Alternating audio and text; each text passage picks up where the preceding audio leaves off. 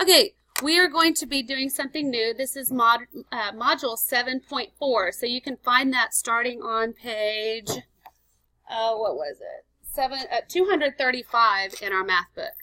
Okay, so page 235 is where it starts. Remember, you can always watch the Math on the Spot video on my website. There's a direct link for that, okay? All right, so area model. We have been working with distributive property. Distributive property is where we separate one of our factors and multiply each part by the other factor. We're going to use something a little easier today, I think. Multiplication using expanded form in an area model. Well, let's talk about why we're using the word area. Does anyone remember what area of a rectangle is? Area of a rectangle. Okay, yes, ma'am.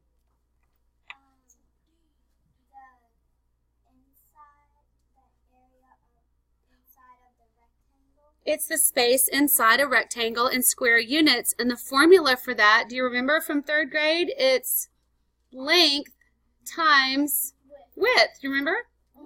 Okay, so let's say, for instance, I'm just getting some prior knowledge going here. Do you remember if you have a rectangle that's, let's say, 2 centimeters on this side, and then it's 3 centimeters on this side, all we have to do is think, oh, okay, well, we must have 2 rows of 3 centimeters, right?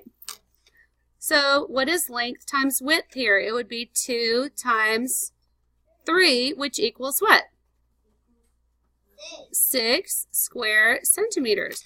Well, this is the area of this rectangle. Isn't this just like a multiplication array, though? It is. It's 2 groups of 3. So when we make multiplication arrays using squares, we're really also calculating area. Because a rectangular array is a rectangle, and area of a rectangle is length times width. Okay, so here we have 2 groups of 3, 2 times 3. And this is what we've been doing with our arrays with distributive property, right? Okay, we're going to make this into a bigger problem. It's pretty awesome. Okay, so let's write down. Did you write area of a rectangle equals length times width? Yes. Good. Did you draw this model? Yes. Perfect. Okay, I want you to go ahead and state that this is a rectangular array.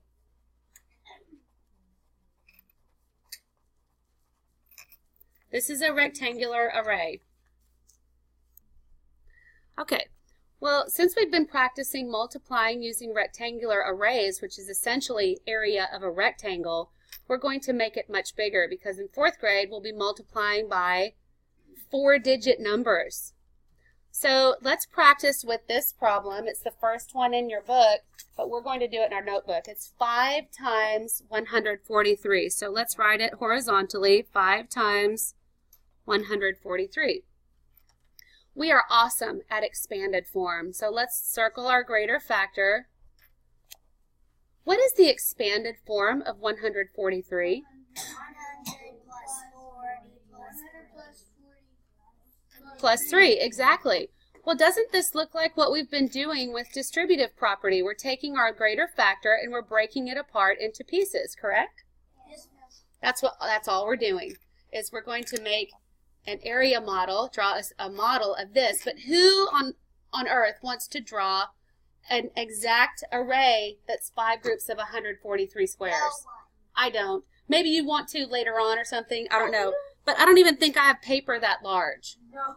So we're going to do some pretending. So let's draw a rectangle underneath, skip a line and draw kind of a long rectangle. We need to show some work inside our rectangle.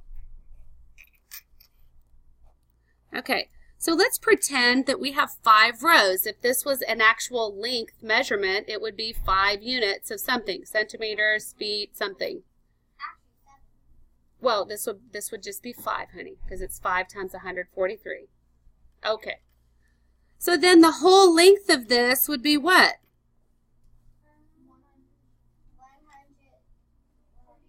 100. Yeah, 100. You could say it, 143. Yeah.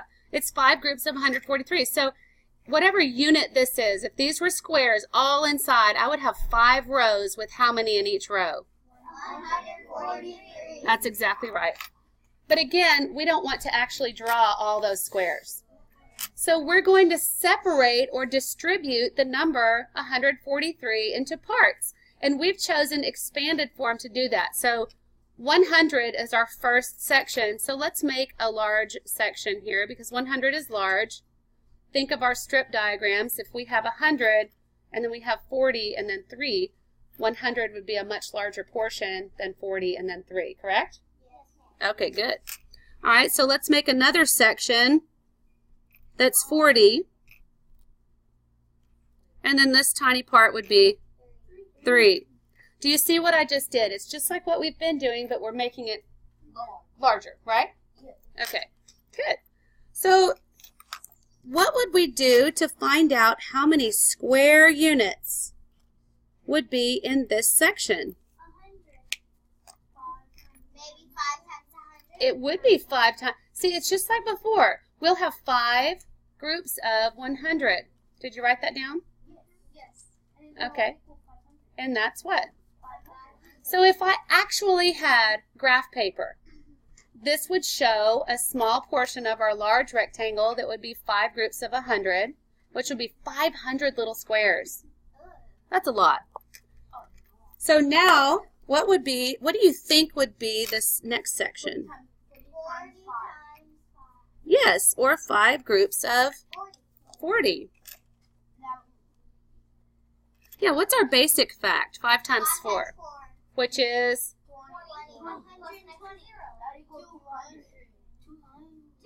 200. Yes, good. That's right, with an extra 0. Good. Our basic fact is 20, and then we have that extra 0. It pushes our place value up 1.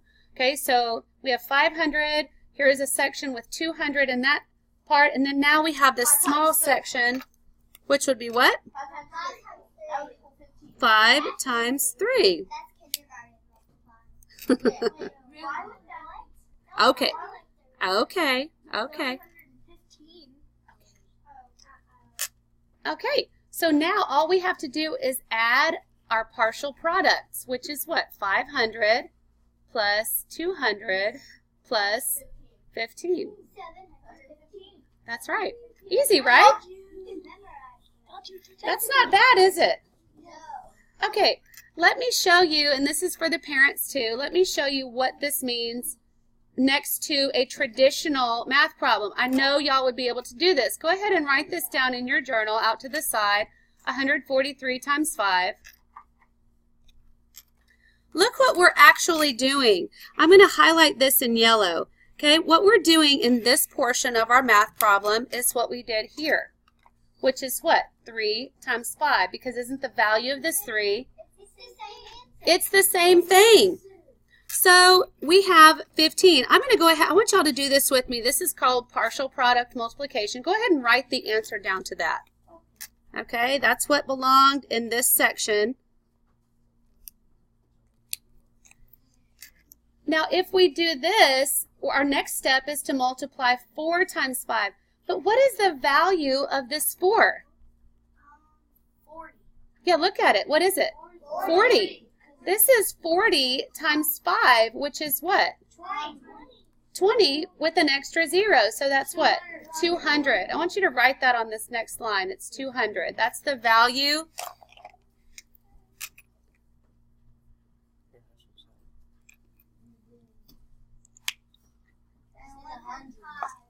That would be 200, wouldn't it?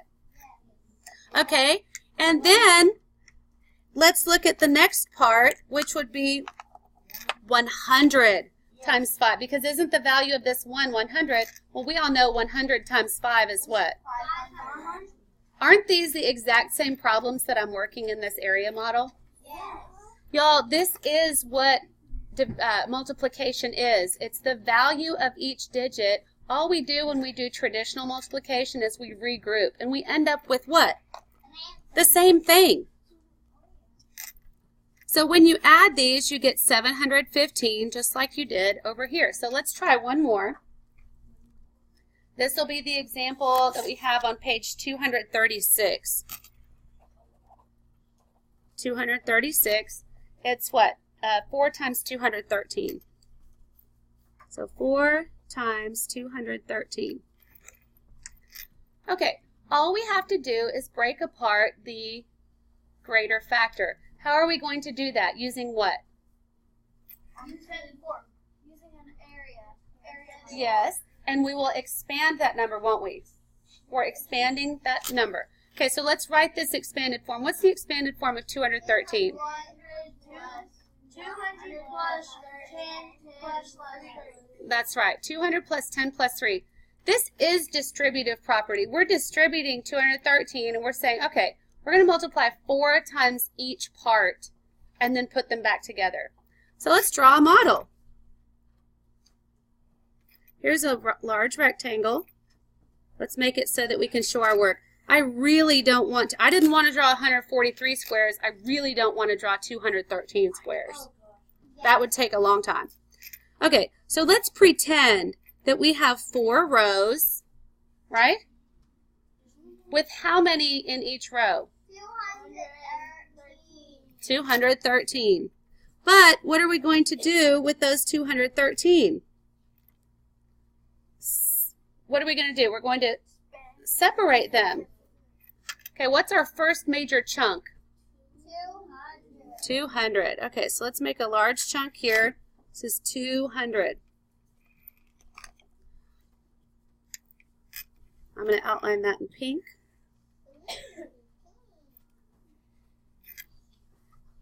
Okay, what would the next section be? It would be 10. And then what would the last section be? 3.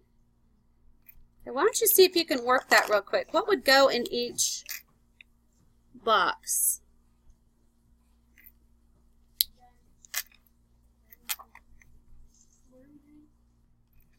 Okay, so in this section, the pink section, if we had these squares here, how many squares would there be? Well, 200 across, but it's what? 4 groups of 200. That's right. Okay. Did you write 4 times 200? Yes. Okay, because that's what there would be. It would be 4 groups of, and groups of is multiplication times. So 4 times 2 is 8. With 2 zeros is 800. Now what goes here? 4 times 4. That equals 40. What is it? 4 groups. 4 groups of 10. Yes, 4 groups. Good job. 4 groups of 10, which is 4 times 10, which is 40. If these were squares, I would have 40 in this section. All we're doing is breaking apart this large rectangle into smaller, manageable parts. That's it. And then the value of this 3, 4 times 3 is 12. What do I do with these partial products? Y'all are awesome. 800 plus 40 plus 12. Make sure you use proper place value when you add. 0 plus 0 plus 2 is 2. 4 plus 1 is 5. And 8 plus nothing is? Did you get 852? Yes. Excellent job. Okay. Okay, on the back of your paper, we're going to practice one more problem. Okay, I want us to do, this comes from page 238. It's question 9. And the problem is 5 times 6,120. We're going big here. 5 times 6,120. Now, we thought getting graph paper and making 143 would be bad. Well, then we thought getting graph paper and what was the other one? 213 would be hard to do. Can you imagine finding graph paper to illustrate this problem? No. I don't even want to think about it. But guess what we can do? We can use an alternate strategy to multiply this number by using expanded form. So what is the expanded form of 6,120? 6,120